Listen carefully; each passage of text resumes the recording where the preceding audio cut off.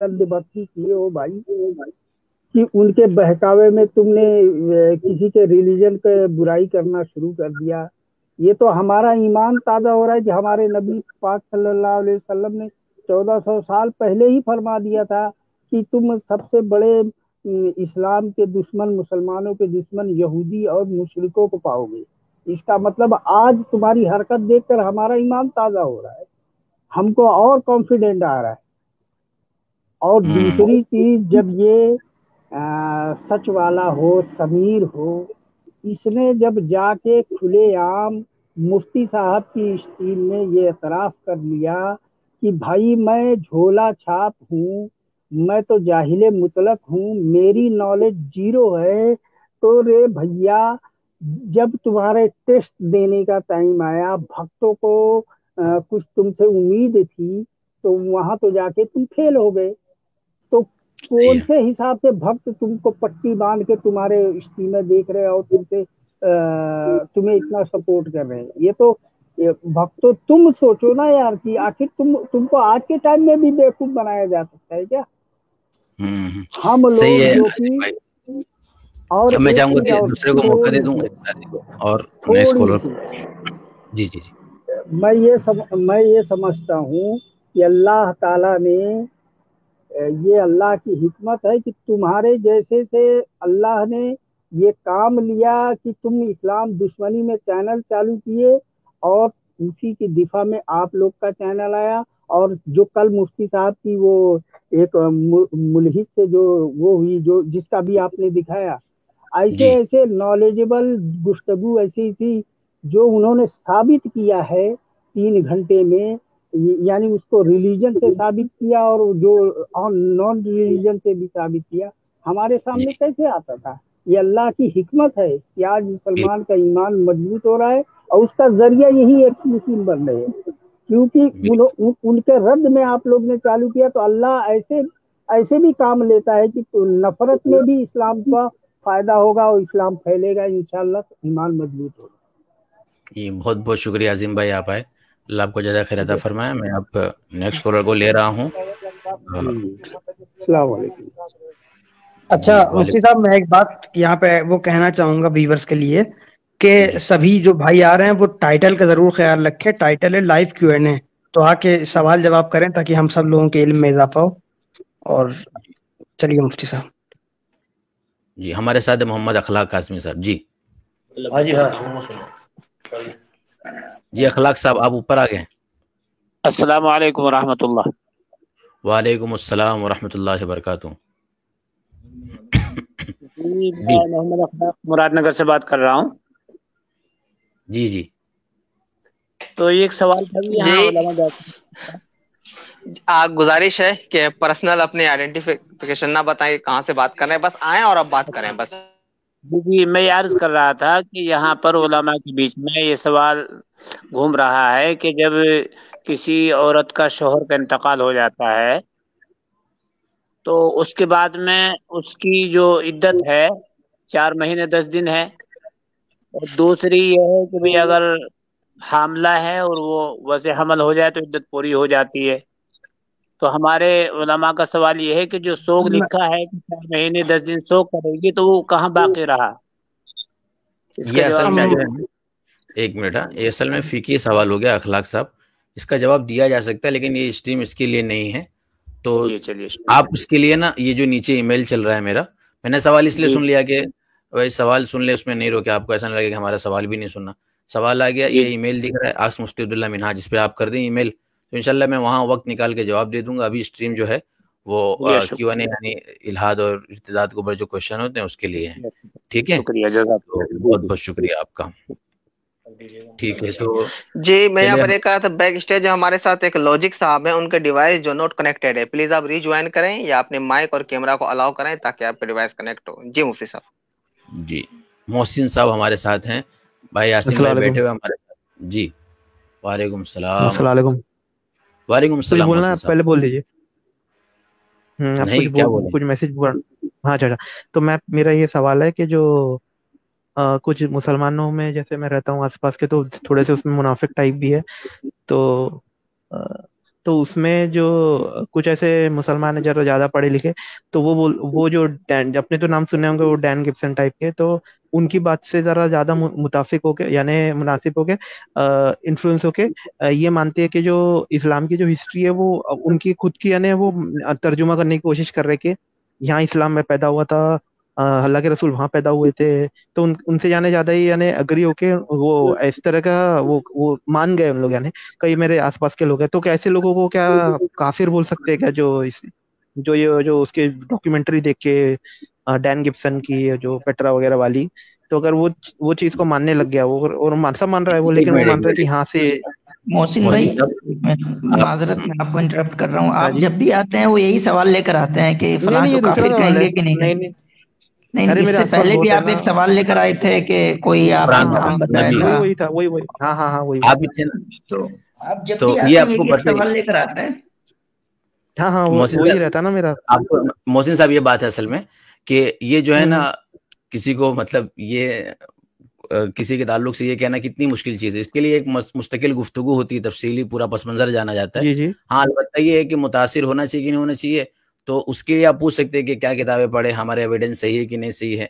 तो उसके लिए आसिम भाई हैं, हिस्ट्री को मुताला किया, आपको गाइड करेंगे। लेकिन ये जो सवाल है, ये तो एक पर्सनली हो जाता है ना, फिर उसके साथ पूरी बैकग्राउंड देखना पड़ेगा ना। बैकग्राउंड देख के फिर आपसे पूछा जाएगा। जो लाइव और स्ट्रीम साहब ये पिछली दफा मेरे स्ट्रीम पे भी आए थे थर्सडे को, तो मैंने इनको डिटेल में काफी बताई थी ये सारी बातें। उसके बाद फिर मोहसिन भाई आप सेम सवाल ही पूछे। नहीं, अलग अलग मुफ्तियों से पूछना जरा ज्यादा अच्छा होता है ना, कि सबकी ये राय मिजाज कैसी खत्म है। करते हैं। अच्छे, आपसे ये बात समझ में, ये मिजाज खत्म कर दे भाई। अलग अलग से नहीं आप तो यानी पूछेंगे, वो काफिर का, हाँ यानी तो नहीं तो काफिर तो अलग नहीं अलग, हुआ ना, फिर मुनाफिक टाइप का हो गया ना वो।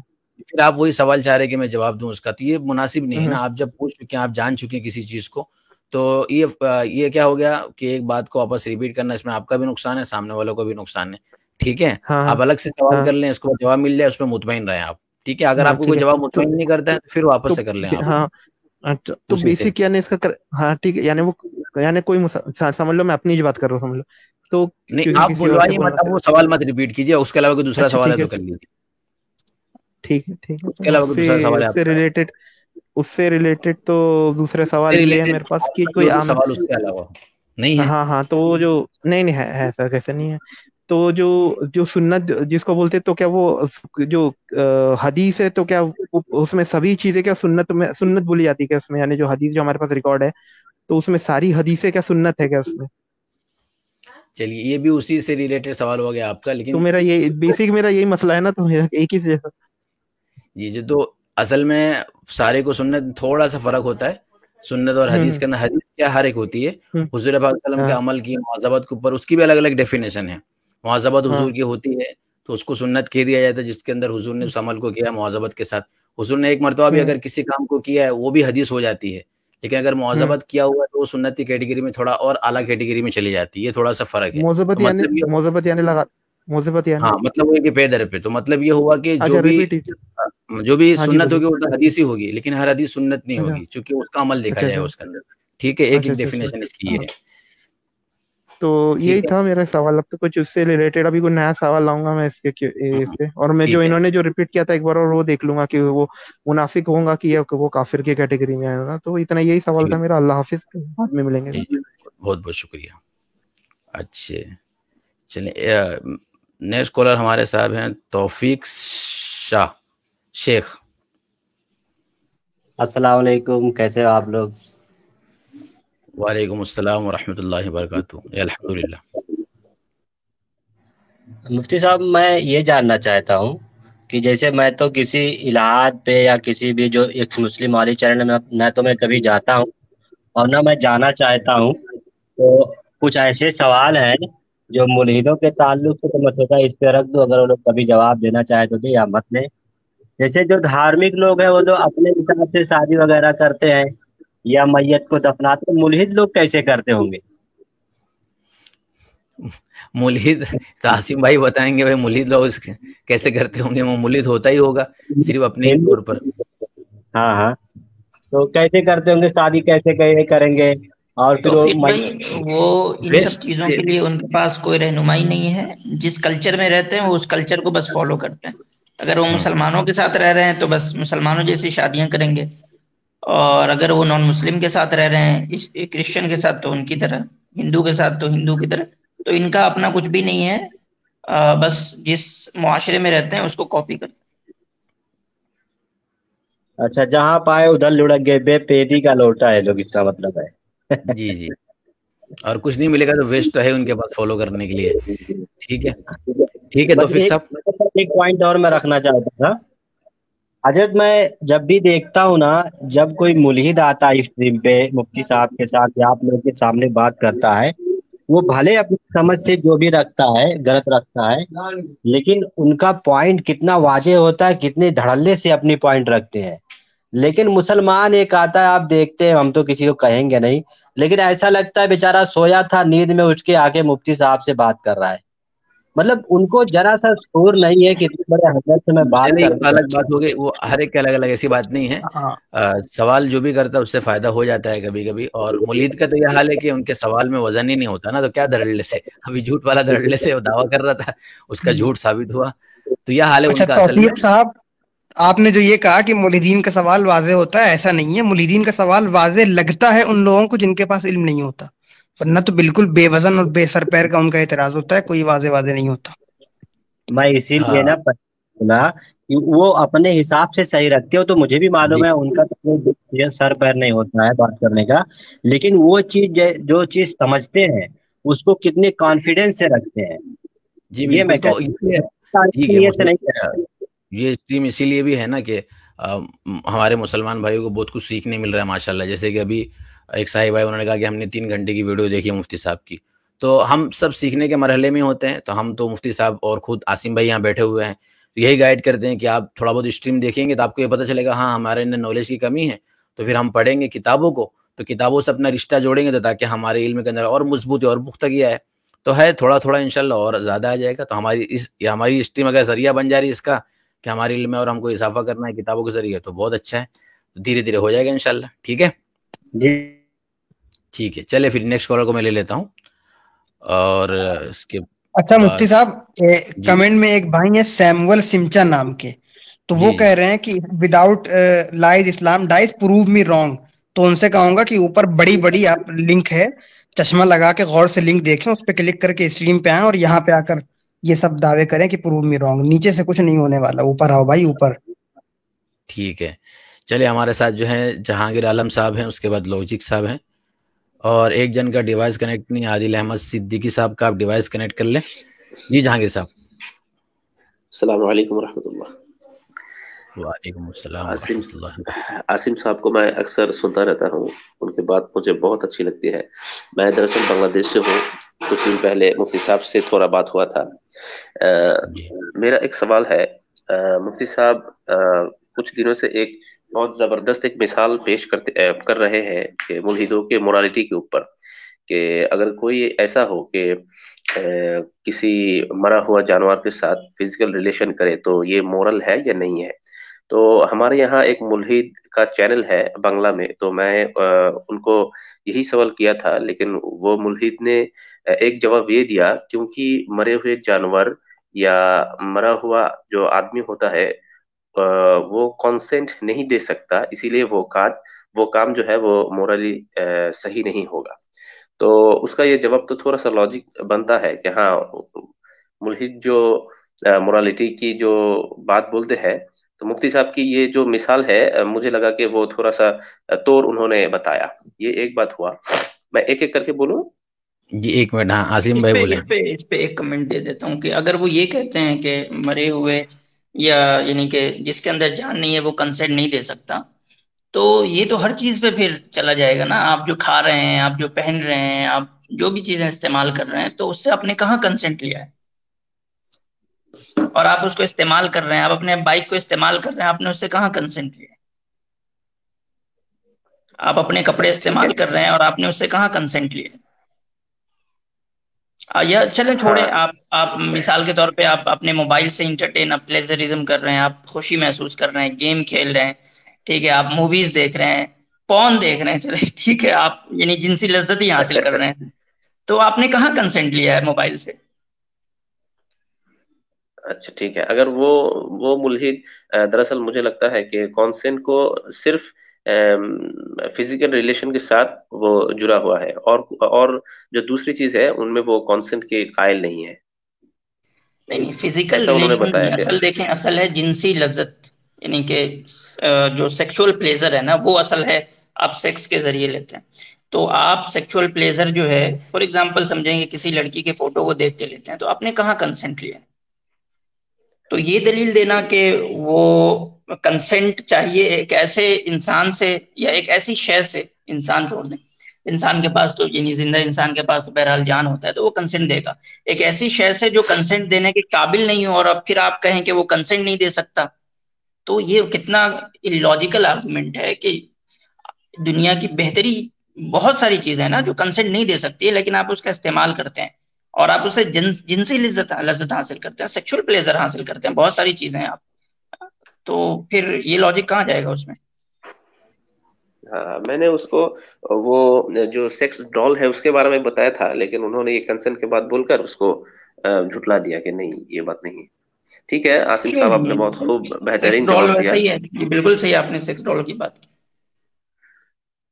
जी जी जहांगीर जी साहब। सर, और दूसरी एक बात उस मुल्हिद और दूसरी एक मुल्हिद के भी चैनल है हमारे यहाँ बांग्ला में, तो उनसे मैंने ये मोरालिटी के सवाल जब किया कि अगर ये जो माँ और बेटी की रिलेशन अगर हो फिजिकली, तो ये आपके पास मोरल है या नहीं है? तो उसने बोला अगर दो एडल्ट फुल कंसेंट के साथ ये काम करे, वो बाप बेटा हो या माँ बेटा हो या जो भी हो, इसमें मोरालिटी की कोई बात नहीं होगी। जैसे कि हम अगर सपोज खाना खा रहे हैं, ये एक्ट मोरल है या नहीं है? उसका बोलने का ये मतलब है कि इस एक्ट को मोराली या इमोरली कोई भी लकब नहीं दिया जाएगा, ये एक्ट जस्ट एक एक्ट है। तो इसके बारे में अगर कुछ बता दीजिए। जहांगीर आलम भाई, देखें, एक्ट जो है ना जस्ट एन एक्ट नहीं होता है, हर एक्ट के ऊपर मोरल और इमोरल का क्वेश्चन होता है। मान ले मैं खाना खा रहा हूँ, ये मोरल है या नहीं, बिल्कुल क्वेश्चन है। मैं कपड़े पहन रहा हूँ, ये मोरल है या नहीं, ये जस्ट एन एक्ट नहीं है। ये सारी चीजें, आप दुनिया की कोई भी चीज करेंगे उसके ऊपर एक सवाल उठता है, ये मोरल है या इमोरल है। आप सो रहे हैं, आप जा रहे हैं, आप कुछ भी कर रहे हैं, अपने घर में बैठे हैं, अब अभी मैं यहाँ पे बात कर रहा हूँ आपसे, आप मुझसे बात कर रहे हैं, हर एक एक्शन के ऊपर जो है मोरल और इमोरल का क्वेश्चन उठता है। तो ये कहना कि ये मोरल इमोरल नहीं है, जस्ट एन एक्ट है, तो फिर वो मोरालिटी की बहस को ही नहीं जानते। फिर वो जानते ही नहीं कि मोरालिटी की बहस किन चीजों से होती है और मोरालिटी फ्रेम कैसे होती है, और मोरालिटी जो का दायरा क्या है वो नहीं जानते।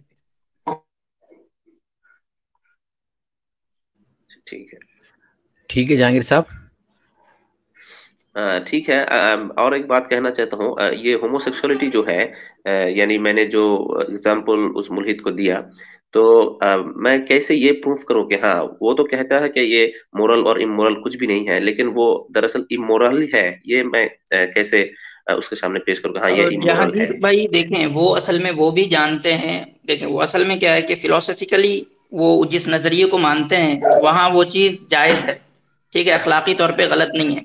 लेकिन वो जिस सोसाइटी में रह रहे हैं वहां वो अगर कह दें कि ये चीज जायज है, तो वो सोसाइटी कभी उनको सुनने को तैयार नहीं होगी।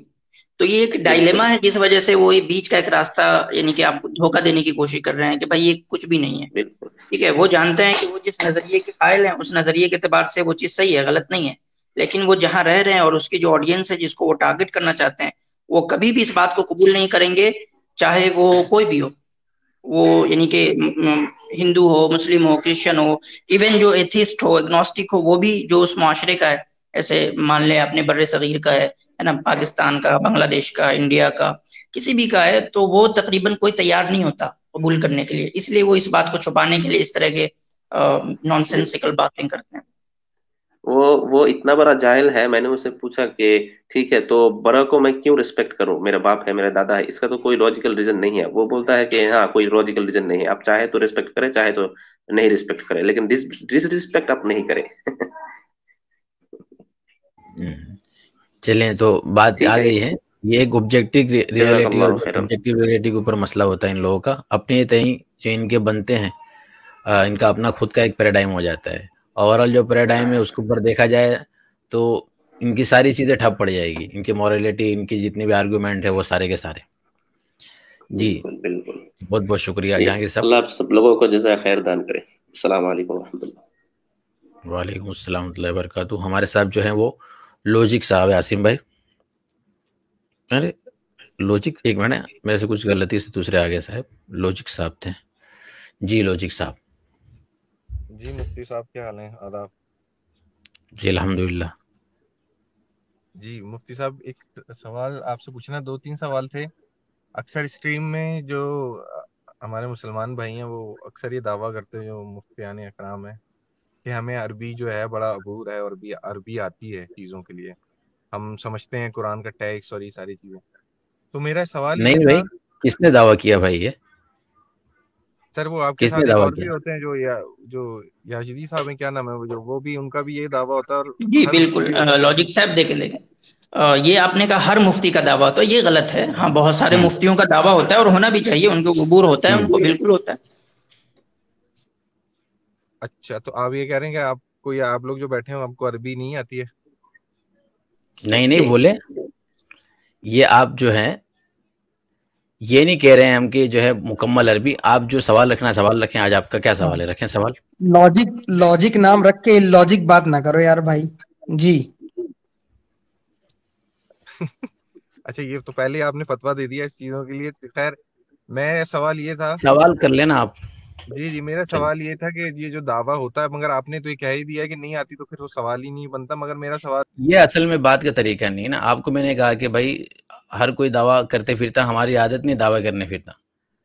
नहीं, मेरा कहने का जितने मतलब ये था कि जी जबान अगर आती है, देखें, जबान अगर कोई कहता है कि हमें ये जबान आती है अरबी, तो फिर उसको पूरी तरह से आनी चाहिए, ना कि ये कि वो उसने सिर्फ कुछ याद कर लिया हो। जैसे आप कुरान की कोई चीजें आपने पूरे एक एक लफ्ज याद कर लिए हैं, जो मुझे लगता है। मगर अगर आपसे कोई और दूसरी बात, अगर मैं कोई उर्दू में कोई बोलूं कि उसको अरबी में ट्रांसलेट कर दें, तो नहीं शायद नहीं आप नहीं भाई, कर ये पाएंगे। तो दो चीज हो गए ना। एक होता है मुस्ताहजा रखना किसी चीज को, और एक होता है कि भाई जो है नहीं आना। लॉजिक साहब अगर देखें, मैं लिटरली बोलता हूँ, हम्म आपने आपने जबान की पढ़ाई की है, आपको जबान की नजाकतें, मेरा फेवरेट टॉपिक है। I love to talk on languages. मैं जी मास्टर इन लैंग्वेज हूँ। अगर जी आप जी मुझसे लैंग्वेज पे बात करें मुझे बड़ी खुशी होगी। लेकिन आप जिस कॉन्सेप्ट से ये बातें पूछ रही हैं, मैं पूछना चाहूंगा, आपको लैंग्वेज के एस्पेक्ट्स और उसकी नजाकतों का इल्म है? नहीं, बात ठीक है। नहीं है ना? तो आप लैंग्वेज इटसेल्फ अ वर्ल्ड, सारे हाँ, लैंग्वेज के सारे एस्पेक्ट पे हमें, मुझे उबूर नहीं है। मैं लिटरली कहता हूँ, मेरी मदर मादरी हाँ, जुबान उर्दू है, लेकिन मुझे उर्दू पे भी उसके सारे एस्पेक्ट पे कमांड नहीं है। मुझे फारसी बहुत अच्छे से आती है, जितनी आपको फारसी बात करनी है आई टॉक। मुझे इंग्लिश आती है, मुझे अरबी आती है, मुझे स्पेनिश आती है, लेकिन मुझे उसके सारे एस्पेक्ट्स, जो भी उसके अलग अलग जोन्स हैं, उस लैंग्वेज के जो लेयर्स हैं, मुझे नहीं आती ना। लेकिन इट डजंट मीन कि मुझे लैंग्वेज नहीं आती है। तो आपको उसके जो अलग अलग परतें हैं, अलग अलग लेयर्स हैं, वो जितने ज्यादा आएंगे आप उतने ज्यादा उसके माहिर होंगे, आप उसके उतने ज्यादा जो है अच्छे से उसको एक्सप्रेस करने वाले होंगे उस लैंग्वेज में। तो ये लैंग्वेज का टॉपिक आपने क्यों पूछा है? नहीं, मैं आपसे ये कह रहा हूँ, आप अब आपने ये कह दिया है, मैं आपकी बात पे यकीन कर रहा हूँ कि मास्टर इन लैंग्वेज हैं। मैं आपसे ये बात, जो जब ये दावा होता है ना जबान पे, क्योंकि जबान अरबी है और उसके बाद फिर आप जाते हैं कुरान की जबान के ऊपर, ठीक है? लेकिन लॉजिक साहब, आपने पूरा मुकद्दमा नहीं समझा। फिर आपको मेन प्रॉब्लम है, ये जो लोग सवाल उठाते हैं, मैं आपसे हुस्न जन रख रहा हूँ बाई डिफॉल्ट। मैं सबसे हुस्न जन रखता हूँ, मैं आपसे भी रख रहा हूँ। आप एक मिनट।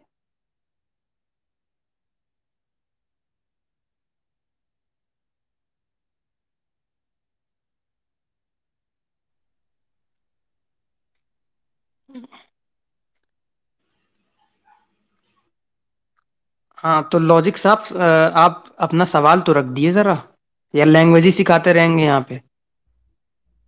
और आप तो यार पहले ही नाराज लग रहे हैं अहमद भाई, तो क्या बात है आप? जी लॉजिक साहब, तो मैं ये अर्ज कर रहा था कि देखें, जो मुकद्दमा असल में ये इश्काल करते हैं टेक्स्ट के ऊपर, ठीक है, ये हम्म, मतन के ऊपर इश्काल करते हैं या एतराज करते हैं, और इनको बुनियादी सेंटेक्स तक नहीं पता है उस स्ट्रक्चर का और उस टेक्स्ट का। तो हम क्या बोले ऐसे लोगों को? देखिए, आपको इस्लाम की कॉन्सेप्ट पे आप जितने सवाल उठाने हैं उठाएं, उसके लिए आपको इंग्लिश आना, अरबिक आना जरूरी नहीं है। जब आप अरबी के टेक्स्ट पे सवाल उठाते हैं तो आपको अरबी आनी चाहिए। जी आप मैं कुरान यही के तो मैं टेक्स्ट पे आवाज अगर एतराज उठाते हैं तो आपको वो उस टेक्स्ट के फैब्रिक के बारे में पता होना चाहिए। मैं ठीक यही है। आपसे अर्ज कर रहा हूँ कि देखें, ये जो जबान, फिर जो लोग ये इसका दावा करते हैं हमें अरबी आती है, तो एक तो ये दावा नहीं करना चाहिए, या तो ये बोलना चाहिए हमें जो कुरान में जो लिखा हुआ है ना उस पे हमें बहुत अबूर है, हमें अरबी नहीं लॉजिक से साहब आप हमारा समझ ताल्लुक नहीं रहे नहीं है। बुनियादी तौर पे। मैं आपकी बात समझ गया। हम कुरान के टेक्स्ट पे जा रहे हैं एतराज करने के लिए, नहीं ना। जो जी एतराज मिसाल के तौर पे समझे कि गालिब और इकबाल को आपने पढ़ा है जी उर्दू, आई होप कि उर्दू आपकी मदर टंग होगी, आपने स्कूल वगैरह में उर्दू अच्छी खासी पढ़ी होगी। जी जी तो बताएं कि एक बंदा जो जिसने 10वीं तक उर्दू पढ़ी है और फिर वो गालिब की शायरी के ऊपर जो है बहुत सारे एतराज करने लगे, तो आप उससे पूछेंगे ना कि आपको भाई उर्दू जबान की नजाकतें पता है या नहीं है, तुम जो ये सारे एतराजात कर रहे हो, पूछेंगे कि नहीं आप उससे? नहीं मैं वही तो यही मैं आपसे कहना चाहिए, जो आपने सवाल उठाया यही मैं सवाल आपसे ही करना चाह रहा था कि जो ये, जब आप ये कहते हैं कि हमें अरबी आती है और हमें समझ आ रही है कि ये इसका मतलब क्या है नहीं है, तो इसके लिए बिल्कुल आपको जो है वो एक अलग लेवल पे समझना पड़ेगा। आपकी बात बिल्कुल ठीक है, भाई मैं लॉजिक यही आपसे साहब रख रहा हूँ, देखिए देखिए मैं एक यही मिनट, रख रहा हूँ आपके सामने हम बात। एतराज कर रहे हैं कुरान पे, कुरान के टेक्स्ट पे हम एतराज कर रहे हैं, नहीं आप एतराज नहीं कर रहे, मगर तो जो आप कर हमसे रहा क्यों है। पूछ रहे हैं ये सवाल? नहीं फिर ये मैं आप हमसे ये सवाल क्यों पूछ रहे मैं हैं ये कि इसलिए हमें पूछ रहा कितनी हूँ अरबी आनी चाहिए? मैं इसलिए सवाल पूछ रहा उनसे हूँ क्योंकि उनसे आप, होगा ना जो एतराज कर रहे हैं टेक्स्ट के ऊपर। मैं ये पूछ रहा हूँ कि जो एतराज करता है, देखें एतराज तो इंसान किसी भी चीज पे कर सकता है, मगर जो जवाब देने वाला होता है उसकी काबिलियत देखी जाती है कि अच्छा ये जवाब दे। अब मैं, आपने से मुझे बोला, अब मैं तो सवाल कर रहा हूँ, चाहे अब मैं स्कूल गया ही नहीं, एक बात कर रहा हूँ ठीक है, मगर आपने मुझे आगे से बोला मैं जो है मास्टर्स इन लैंग्वेज हूँ, मगर आप इस बात का रिस्पॉन्स जो मुझे दे रहे हैं, अब आप मुझे आगे से सारी चीजें बताएंगे ये इस तरह होता है, उस तरह होता है, इस तरह होता है, तो जो दूसरा आदमी है वो बोलेगा हाँ इसको आता है, तो मुझे जो है अभी चुप रहना चाहिए। तो जो भी रिस्पॉन्स करता है ना हमेशा, उसका उसकी चीजों को देखना जरूरी होता है कि वो अच्छा, कैसा तो आप ये रिस्पॉन्स कर रहा कहते हैं कि जो एतराज करता है उसके उसकी लेवल को नहीं देखा जाता, उसकी चीजों को नहीं देखा जाता। है। देखें एतराज, जो रिस्पांस करने वाला होता है, लॉजिक साहब समझे पूरा काम कैसे होता है, शायद आप यूनिवर्सिटीज वगैरह गए हो तो आपको पता हो कि हर सवाल को इंटरटेन नहीं किया जाता। एक जो सवाल का जवाब होता है वो उस सवाल का जवाब दिया जाता है जो एक काबिल इंसान के, जिसको पता होता है कि हाँ इसका डोमेन है, ये इस पे सवाल एतराज कर सकता है, तो फिर जो है उसका जवाब दिया जाता है। नहीं तो बताएं दुनिया में क्या एकेडमिशियन बैठे हुए हैं इसलिए कि वो दुनिया के अंदर जो यानी कि कुछ भी सवाल और एतराज हो रहे हैं उसका जवाब देते बैठे हैं। आपको क्या लगता है कि इस तरह के जो सवाल मुल्हिदीन लेके आते हैं उसका कुरान के ऊपर, उसका कभी एकेडमिकल यानी एकेडमिक वर्ल्ड में कभी उसका जवाब कोई देता है? क्यों नहीं देता? सर दे रहे हैं, अभी तो आप हम यहाँ देखें बैठ के दुनिया यूट्यूब में। पे देते हैं एकेडमिक वर्ल्ड में, मैंने आज तक कभी जो है मुल्हिदीन के किसी एतराज पे कोई मकाला नहीं लिखा है, नहीं नहीं कोई आपने नहीं आर्टिकल नहीं लिखा है, लिखा मैंने मगर ना। और लेकिन अगर मैं आपने नहीं आर्टिकल लिखा। लिखूं भी तो वो पब्लिश नहीं होगा, नहीं मैं उसके कह रहा हूँ आपने पैरामीटर्स नहीं होते हैं लिखा है, एकेडमिक देखें वर्ल्ड के। आपकी से उतनी नहीं है ना, आपके इतनी रसाई नहीं है कि आपको लोग सुने, मगर जो लोग आपके ही जमात के जो भाई लोग देखिए होंगे, लॉजिक साहब, नहीं नहीं सुन आप तो ले, समझ नहीं रहे, आप मुझे बात जवाब तो रसाई देने की नहीं दें आप। होती है, बात सर रसाई आप, की नहीं होती है। सर जवाब तो सुन लेना। बात होती है आप बोले बात होती है यार चीजें ये कैसे मसला होता है चलती हैं भाई, एक ये आवाम के आप लोगों अंदर, का और बड़ा, बात कैसे चलती है इल्मी दुनिया के अंदर। भाई ये बड़ा मसला होता है आप लोगों के साथ, आप लोग ना ओवरलैप ओवरलैप ओवरलैप दूसरे को भी मौका दिया कर। अरे भाई दूसरे को मौका दिया ही जा रहा है ना। आप जब वासिम भाई बोले तो आप खामोश रहे, फिर आप जब मौका है तो आप बोले, कोई मैं मसला नहीं, आप बात अच्छे से हो ही रही है। बात तो मैं अच्छे से आपसे हो रही है ना लॉजिक साहब आपसे। मैं ये कह रहा हूँ कि आपका ये जो मेन आज, एतराज क्या है लॉजिक साहब? आप अपने एतराज पे आ जाएं। इस टॉपिक पे मैं बैठ के 2 घंटे बात कर दूंगा, कोई नतीजा नहीं निकलेगा। और मेरे तबाह से ऑडियंस इस बात की मुतहम्मिल नहीं है कि मैं उनके सामने बहुत एकेडमिक बातें करूं। आपका मेन एतराज क्या है, आप उस पे आ जाएं। मेरा मेन इतराज तो यही था जो वो कि अगर जबान का नहीं पता तो फिर ये दावा करना ही गलत है, और फिर ये दावा करना कि हमें कुरान की भी चीजों का जो है वो उनके आपको लफ्जों का लॉजिक पता है। साहब किसने कहा कि हमें जबान का नहीं पता, अरबी जबान का? अभी आपने बोला कि हमें नहीं पता, ये तो कुछ अभी अच्छा, आपने हमने बोला ये कि बोला हमें कि नहीं हमें नहीं पता, पता? हमने ये कहा हम दावा नहीं करते? तो आप दावा क्यों नहीं करते, मतलब दावा नहीं नहीं करते पता इसलिए बस, दावा ये नहीं ये करते ना। ये ये हमारे लिए जो है किब्र की बात है, हम दावा नहीं करते। नहीं हम नहीं हम नहीं, हमेशा यही समझते हैं कि नॉलेज को जितना तकब्बुर, एक्सप्लोर किया जाए उतना बेहतर है, उसके तकब्बुर, नॉलेज के दुनिया में कोई दावा नहीं करना चाहिए। जिसके पास तकब्बुर की जितना बात नहीं ज्यादा है। नॉलेज होता है उसके अंदर उतना हम्बलनेस होता है, वो कभी दावा नहीं करता। आप यानी ये बेसिक एटीट्यूड भी नहीं जानते कि नॉलेज जहां होता है वहां हम्बलनेस होता है, वहां दावा नहीं होता कभी। नहीं नहीं मैं ये बात ये नहीं कर रहा, मगर आप जो दावा की नहीं आप यही बेसिस, बात कर रहे हैं आप, ना, आप ये कह रहे हैं आप दावा करो मैं भाई। हम मैं ये हम नहीं कह रहा, भाई इल्म वाला कभी दावा नहीं करता, दावा वो लोग मैं करते हैं जो मैं ये नहीं कह जो रहा, असल इतराज में करते हैं दावे, कुरान पे। आप दावे के बीच दावा ना करके ये ये नहीं कर रहे हैं कि हम, कि मुझे बहुत पता है, इसलिए मैं थोड़ा सा जो है वो अपने आप को नीचे लॉजिक करूंगा। साहब हम दावा नहीं करते, सिंपली हमने ये कब कहा हमें अरबी नहीं आती, हम दावा नहीं करते। अब आप अपने दूसरे मुद्दे पे आ जाए, ठीक है। और हम दावा मुस्तकबिल में भी आप यहाँ पे आगे कहेंगे तो हम दावा करने बैठ जाएंगे, ऐसा नहीं है, ठीक है। हमें पता है कि हमारी क्या हैसियत है।